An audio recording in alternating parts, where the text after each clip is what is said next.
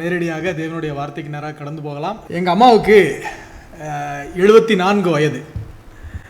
74வது வயதில் இப்போ நீங்கள் இன்றைக்கி போய் எங்கள் அம்மாட்ட வந்து நாளைக்கு கொடைக்கானல் போகிறோம் அப்படின்னு சொன்னீங்கன்னு வச்சுக்கோங்களேன், எங்கள் அம்மா கல்யாணம் ஆயிடுச்சு, பிள்ளை பிறந்துருச்சு, பிள்ளைக்கு கல்யாணம் ஆயிடுச்சு, பிள்ளைக்கு கல்யாணமாகி குழந்தையும் பிறந்துருச்சு, பேரம் பேத்தியை பார்த்துட்டாங்க. ஆனால் இன்றைக்கி கோயம்புத்தூரில் எங்கள் வீடு கொடைக்கானல் போகலாம் அப்படின்னு ஒரு வார்த்தை யாராவது சொல்லிட்டாங்கன்னு வச்சுக்கோங்களேன், எங்கள் அம்மாவுக்கு வர கொண்டாட்டம் பார்த்திங்கன்னா அன்றைக்கி நைட்டு ஃபுல்லாக தூங்கவே மாட்டாங்க. எதையாவது ஒன்று செஞ்சிட்ருப்பாங்க. காரணம் என்ன தெரியுமா? அப்பா வீடு 1000. எங்கள் அப்பா வந்து எங்கள் அம்மாவை நல்லா கவனிப்பார். அதாவது எங்கள் அப்பா வீட்டில் எல்லா சமையல் வேலையும் எங்கள் அப்பா பார்த்துருவார். எல்லாமே மை டேட் யூஸ் டு நல்லா தாங்கி தான் பார்ப்பார். எங்கள் அம்மாவுக்கு இப்போ 5 மணிக்கு எங்கள் அம்மா ஸ்கூல் விடும் அப்படின்னா மனுஷன் 4:30 போய் அங்கே நின்றுட்டு இருப்பார், அரை மணி நேரம் முன்னாடி நின்றுட்டு இருப்பார். அவ்வளோ நல்லா எங்கள் அப்பா பார்ப்பார்.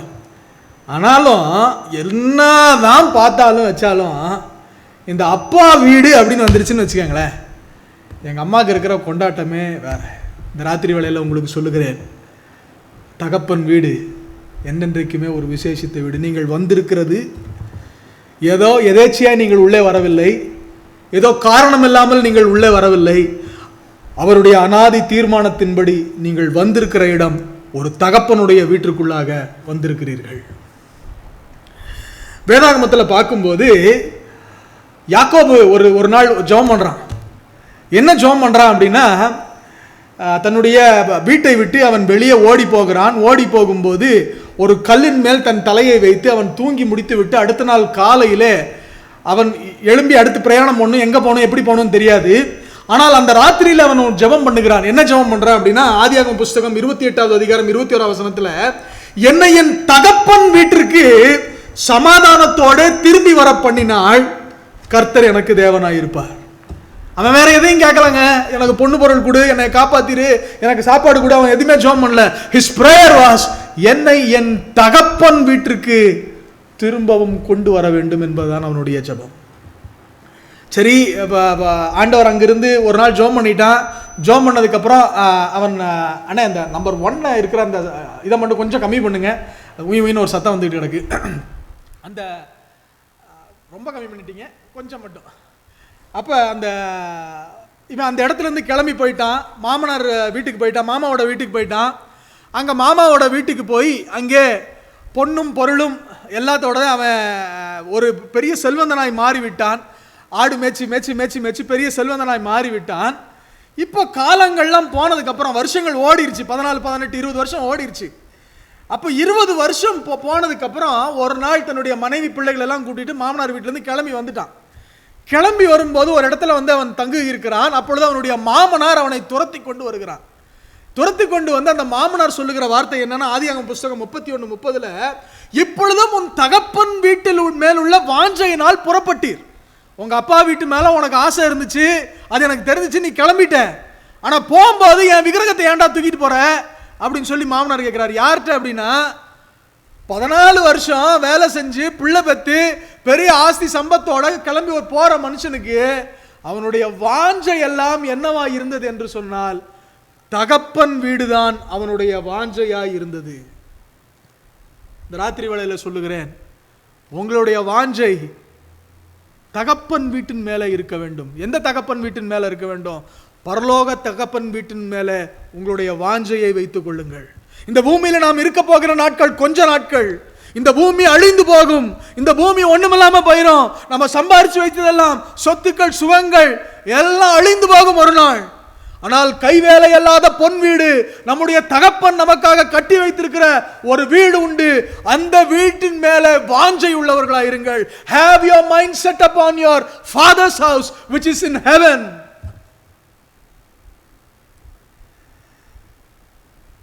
இந்த கெட்ட குமாரன் அவன் அப்பாவோட சொத்தெல்லாம் வாங்கிட்டு போய் அவன் அழிச்சு நாசம் பண்ணி ஒண்ணுமில்லாம போயிட்டான். இப்ப பண்ணி தவிட்ட சாப்பிட்டுட்டு என்ன செய்யறதுன்னு தெரியல.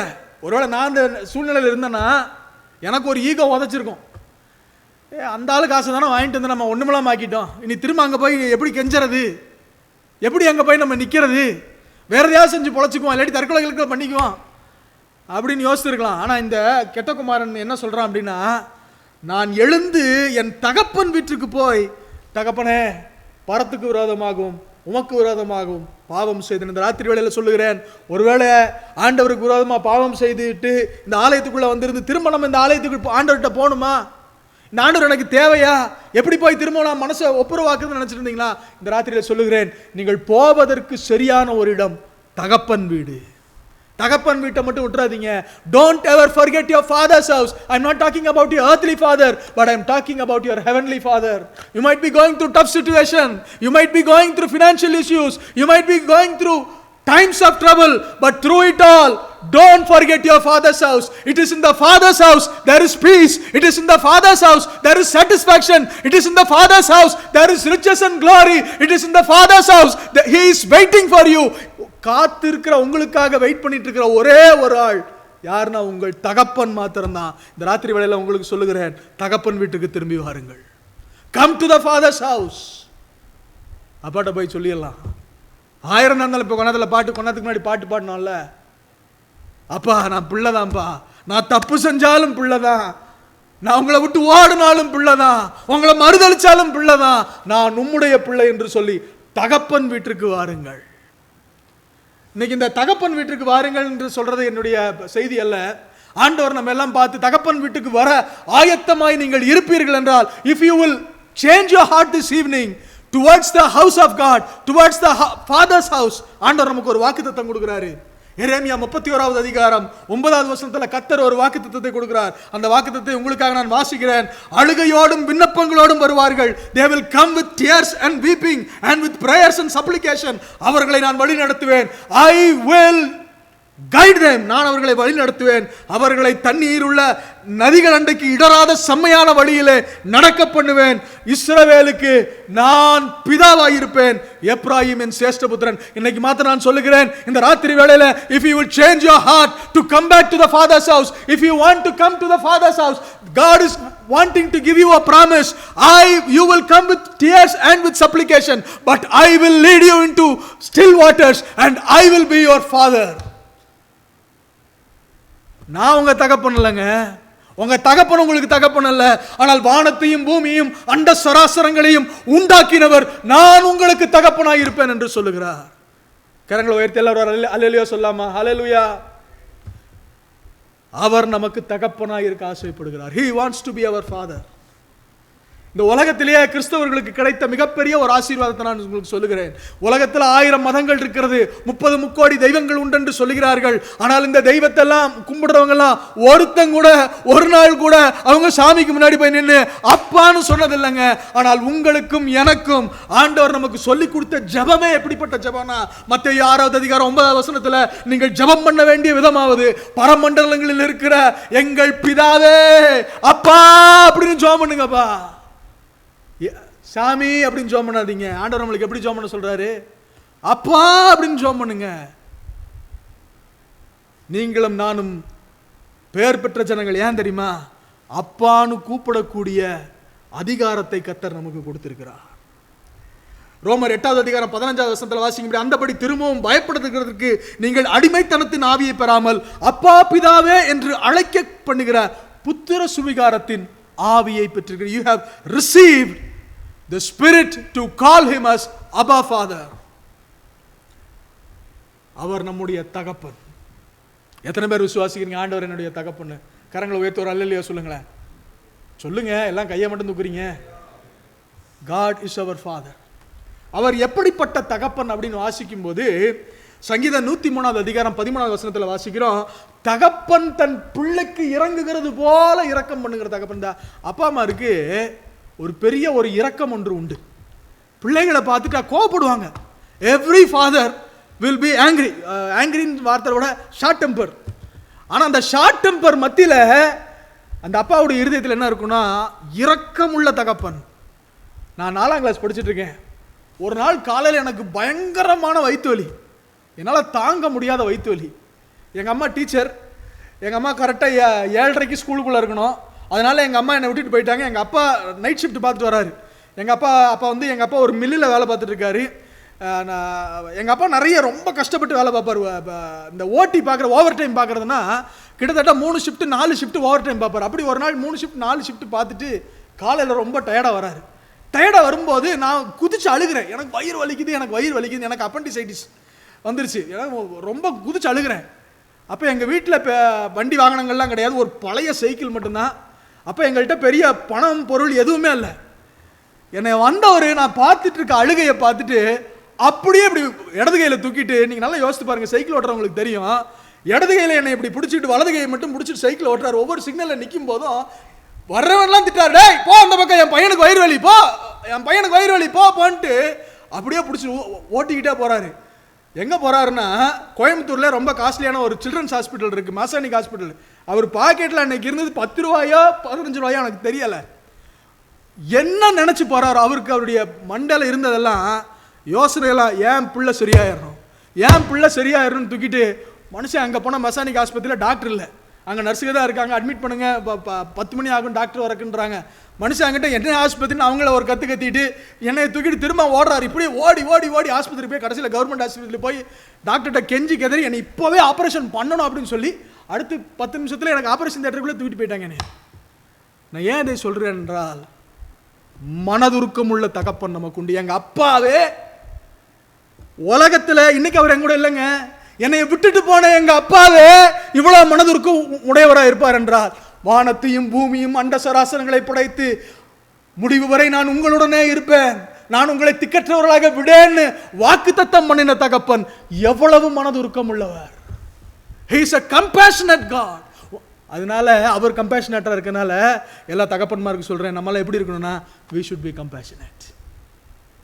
கம்பேஷனேட்டுங்கிறது நம்ம பிள்ளைகள்கிட்ட மாத்திரம் கம்பேஷனேட்டாக இருக்கக்கூடாது, not just to our children. ஏன்னா அது நம்ம பெற்ற பிள்ளை, பார்த்தோன்னே ஓகே நான் தப்பே பண்ணியிருந்தாலும் நம்ம அப்பா அம்மாலாம் என்ன சொல்லுவாங்க, அவன் நல்லவன் சொல்லுவாங்க. ஆனால் இந்த ராத்திரி வேளையில் சொல்லுகிறேன், லெட் us be compassionate. எப்படிப்பட்ட கம்பேஷனேட்டாக இருந்தார் அப்படின்னா, இவன் இந்த கெட்ட குமாரன் எல்லாத்தையும் அழிச்சிட்டு ஒன்றும் இல்லாமல் வேஸ்ட்டாக வரான். அவனை பார்த்துட்டு தூரத்தில் பார்த்துட்டு திரும்பி ஓடுறாரு. தப்பு செய்கிறவங்களுக்கு மாத்திரம் இல்லை, தப்பே செய்யாமல் இருந்தாலும் பிள்ளைகளுக்கு மாத்திரம் இல்லை. இன்னொரு இடத்துல பார்க்கும்போது இயேசு கிறிஸ்துவ சொல்லும்போது கையுமையுமாய் விபச்சாரத்தில் பிடிக்கப்பட்ட ஒரு ஸ்திரியை கொண்டு வராங்க. ஆமா, பார்த்தா அவன் ஒரு வேசி, அவன் ஒரு விபச்சாரம் பண்ணிட்டான், அவன் தப்பு பண்ணியிருக்கிறான், அவளை கல்லுதான் எறியணும், எல்லாரும் ஊரே திரண்டு நிற்குது. But he was compassionate. அவர் மனதுருக்கம் உடையவராய் அவளுக்கு மித்தவங்களெல்லாம் நீங்கள் எல்லாம் யார் தப்பு செய்யாமல் இருக்கிறீங்க, முதல்ல அவன் மேலே கல்லறிங்க என்று சொல்லி மனதுருக்கத்தை கற்றுக் கொடுத்த அந்த ராத்திரி வேளையில் உங்களுக்கு சொல்லுகிறேன், ஒரு தகப்பனுடைய இருதயம் நமக்கு எல்லாத்துக்கும். we all should have a heart of the father, not the heart of this earthly father, but a heart of the heavenly father, to have compassionate heart. மனதுருக்கம் உள்ளவர்களாக இருங்க, மனதுருக்கம் உள்ளவர்களாக இருங்க. ரெண்டாவது, இந்த தகப்பன் எப்படிப்பட்டவராக இருக்கிறார் அப்படின்னா, அவர் பராமரிக்கிற தெய்வம், அவர் நமக்கு சுதந்திரத்தை வைத்து விட்டு போகிற தெய்வம்.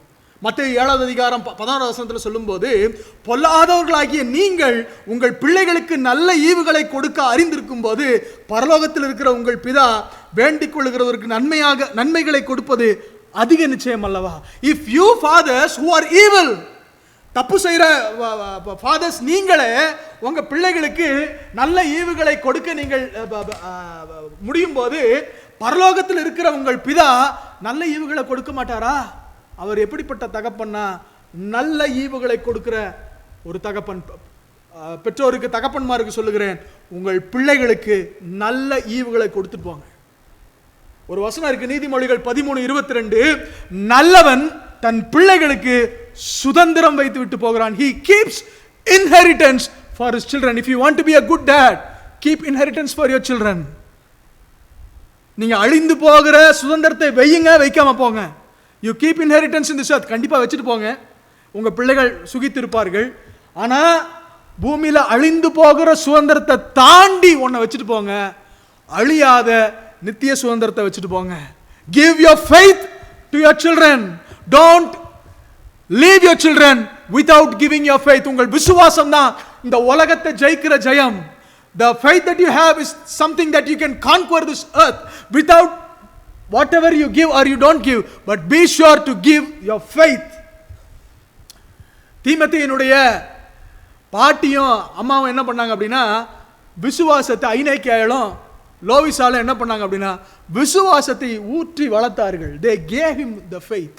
இந்த ராத்திரி வேளையில சொல்லுகிறேன், விசுவாசத்தை உங்க பிள்ளைகளுக்கு கொடுங்க. ஒரே ஒரு காரியம் சொல்லுங்க, தகப்பன்மாருக்கெல்லாம் நான் சொல்றேன், அண்ணே சுப்ரீம் அண்ணே, ஆண்ட்ரூ அண்ணே, அங்கிளு ஜான் பால் அண்ணே, நம்ம டேவிட் அண்ணே, எல்லாத்துக்கும் சொல்றேன், ஜான்சன் அண்ணே உங்களுக்கு சொல்றேன், ஒரு காரியத்தை செய்யுங்க, உங்க பிள்ளைகளுக்காக தயவு செய்து ஜெபம் பண்ணுங்கள். Pray for your children. நீங்கள் சொத்துக்களை சேர்த்தாலும் சரி சேர்க்காட்டியும் சரி, ஒரு நாளைக்கு ஒரு 10 நிமிடமாவது முழங்கால் படி போட்டு கையை உயர்த்தி, ஆண்டவரே என் பிள்ளைகளை பாதுகாத்துக் கொள்ளுங்கள், ஏனென்றால் உங்கள் ஜெபம் உங்கள் பிள்ளைகளை பாதுகாக்கும். யோபு ஒரு மனுஷர்னா, அவன் என்ன பண்ணான் அப்படின்னா, பிள்ளைகள்லாம் பார்ட்டி பண்ணாங்களாம். பார்ட்டி பண்ணதுக்கு அப்புறம் ஒருவேளை அவங்க தப்பு பண்ணாங்களான்னு கூட அவனுக்கு தெரியாது.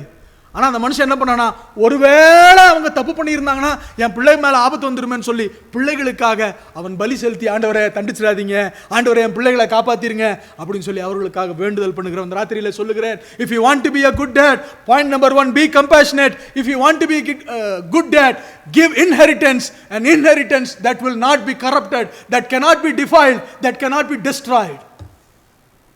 மூன்றாவது காரியம், எப்படிப்பட்ட தகப்பன் நமக்கு உண்டு? உபாகமம் 1வது அதிகாரம் 31வது வசனத்தில் வாசிக்கும் போது, ஒரு மனிதன் தன் பிள்ளையை சுமந்து கொண்டுவது போல நீங்கள் இவ்விடத்திற்கு வருகிற வரைக்கும் நடத்தி வந்த வழிகள் எல்லாவற்றையும் உங்கள் தேவனாகிய கர்த்தர் உங்களை சுமந்து கொண்டு வந்ததை கண்டீர்கள். ஒரு தகப்பன் யார்? சுமக்கிறவன். ஒரு நல்ல தகப்பனா நீங்க இருக்கணும்னு நினைக்கிறீங்கன்னா, take the burden of the family on your shoulders. நம்ம எல்லாருமே இன்னைக்கு நம்ம ஆண் பெண் எல்லாரும் வேலை செய்கிறோம். ஆனால் அதிகமான பேர்டனை நீங்கள் ஒரு நல்ல தகப்பனாக இருக்கணும் அப்படின்னா, it is God's responsibility that it has to be on our shoulders. நாம் குடும்பத்தை நடத்துவதற்கு தேவன் நம்மை தலையாக வைத்திருக்கிறார். குடும்பத்தினுடைய பாரத்தை சுமக்க வேண்டியது நம்முடைய கடமை. ஆண்டவர் சொல்றாரு, மேய்ப்பனை போல தமது மந்தையை மேய்ப்பார், ஆட்டுக்குட்டிகளைப் போல தமது புயத்தினால் தமது மடியிலே சுமந்து கறவடாடுகளை மெதுவாக நடத்துவார். ராத்திரி வேளையில சொல்லுகிறேன், சுமக்கிறவர்களாய் மாறணுங்க. Learn to carry burden. ஒருவேளை உங்களுக்கு நிறைய பேர்டனை நீங்கள் சுமந்து கொண்டிருக்கிறீங்கன்னா, இந்த ராத்திரி நான் உங்களுக்கு சொல்லுகிறேன், வருத்தப்பட்டு பாரம் சுமக்கிறவர்களே, நீங்கள் எல்லாரும் என்னிடத்தில் வாருங்கள், நான் உங்களுக்கு இளைப்பாறுதல் தருவேன். Exchange your burden with Christ. But learn to carry the burden. Carry the burden of Christ. If you will carry the burden of Christ, he will carry you through. he will carry your children through. ஊழியம் செய்ய ஆசைப்படுங்க, ஊழியம் செய்யுங்க, தேவனுக்கு பிரயோஜனம் உள்ளவர்களாக மாறுங்க.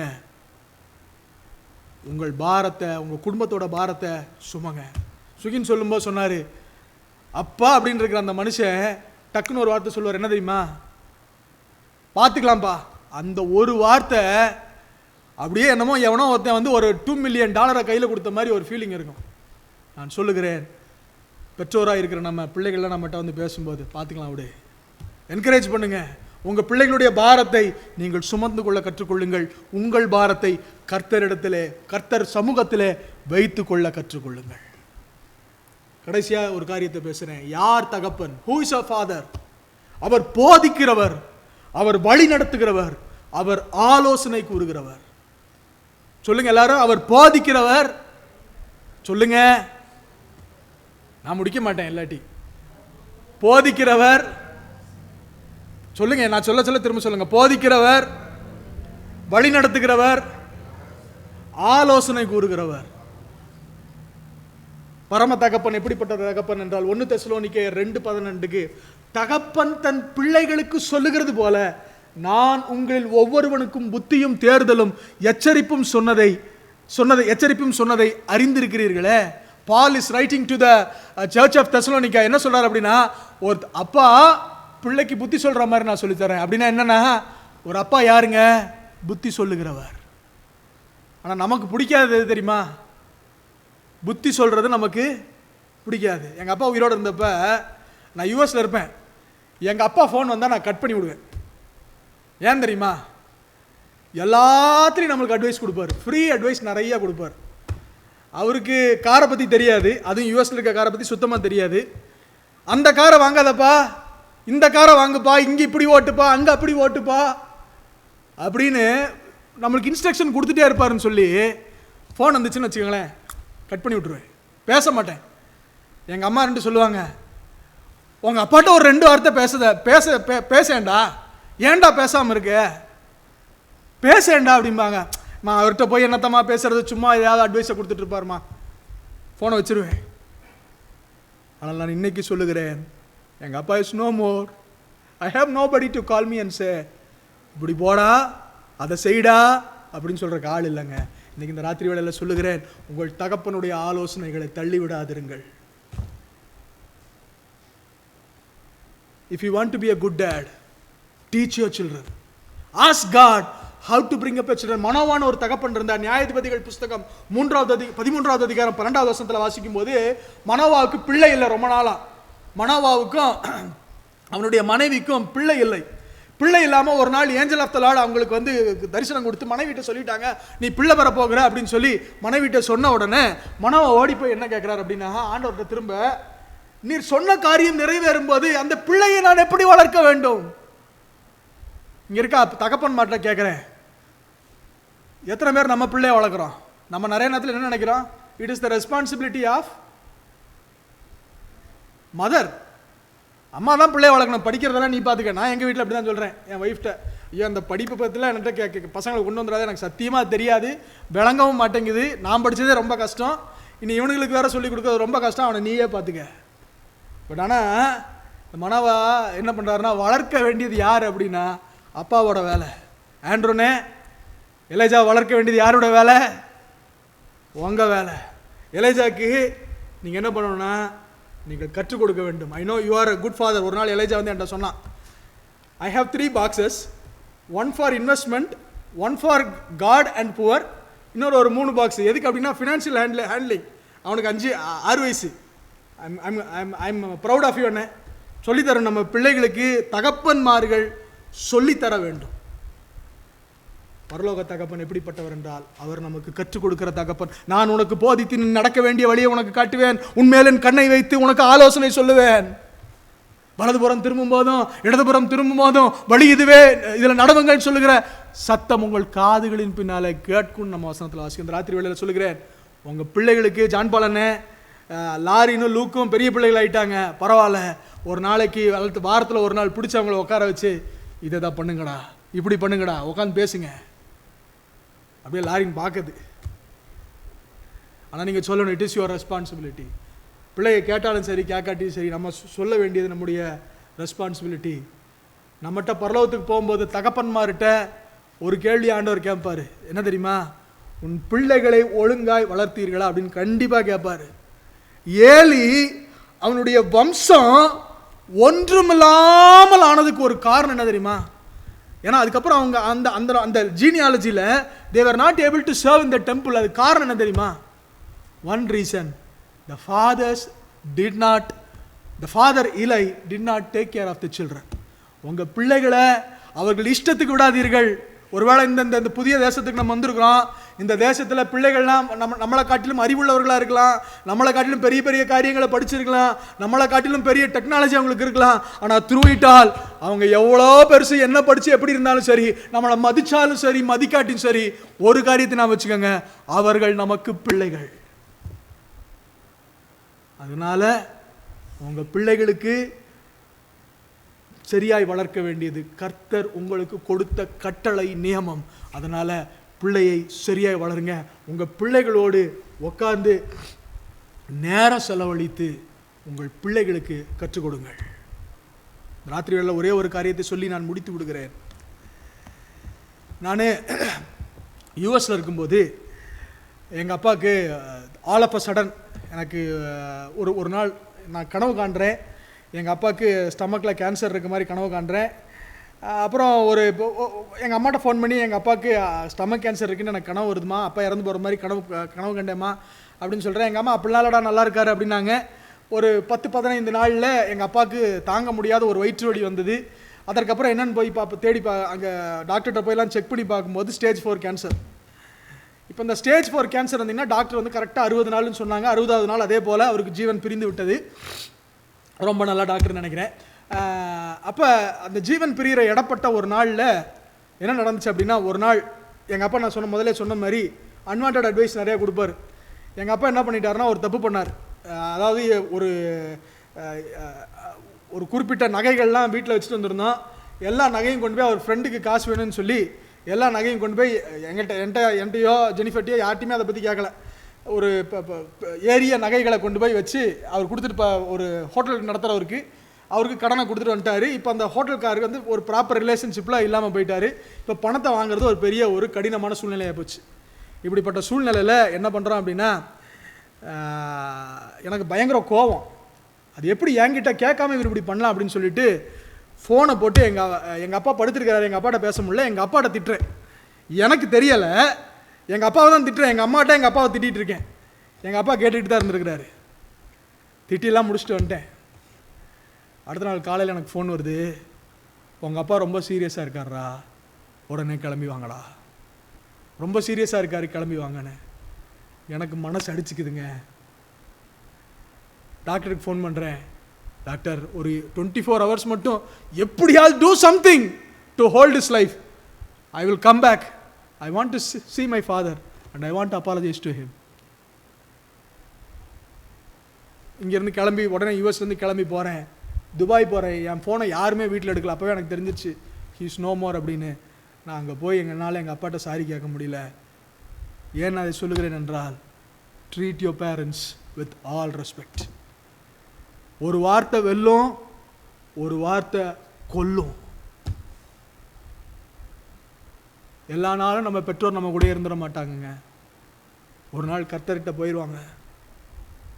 ஒன்றே ஒன்று நான் சொல்கிறேன், நான் பரலோகத்துக்கு போன ஆண்டவர்கிட்ட அடிக்கடி நான் ஜெபம் பண்ணுறது ஒன்று தான். ஆண்டவரே, பரலோகத்துக்கு நான் வந்தா எங்கள் அப்பாவை பார்க்கணும் ஆண்டவரே. பார்க்கும்போது மகிமையின் சரீரமோ எந்த சரீரத்தில் இருந்தாலும் சரி, ஆண்டவரே, ஐ want to just give him a hug and say, Dad, I'm really sorry. I didn't mean to talk that way, but somehow I did it. ராத்திரி வேளையில் சொல்லுகிறேன், உங்கள் வார்த்தைகளில், உங்கள் நடக்கைகளில் உங்கள் பெற்றோரை கனப்படுத்துங்கள். நம்ம அழுகையோடு ஆண்டவர் சமூகத்தில் போகக்கூடாது. ஆண்டவர் சமூகத்தில் நம்ம போய் நிற்கும்போது மன மகிழ்ச்சியோடு போகும். கத்தர் நிச்சயமாக நம்மளாம் மன்னிச்சுக்கிறார். அதுக்கப்புறம் ஆண்டவர்கிட்ட மன்னிப்பு கேட்டேன். கத்தர் God has washed. I'm not with guilt. I'm not talking these things with guilt.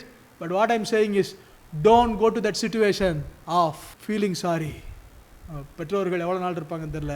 இருக்கிற நாளெல்லாம் கனத்தோடும் ஞானத்தோடும் வார்த்தைகளினாலும் நடக்கைகளினாலும். அஃப்கோர்ஸ் நான் உங்களுக்கு சொல்கிறேன், இந்த பெற்றோர்கள் இருக்கிறாங்களே, தகப்பன்மார்கள் இருக்கிறாங்களே, அம்மாமார்கள் இருக்காங்களே, நிறைய நேரத்தில் புத்தி கட்ட காரியங்கள் செய்வாங்க. They will do things which are really foolish, which our modern mind cannot comprehend. But through it all, we have a Father and He has taught us compassion.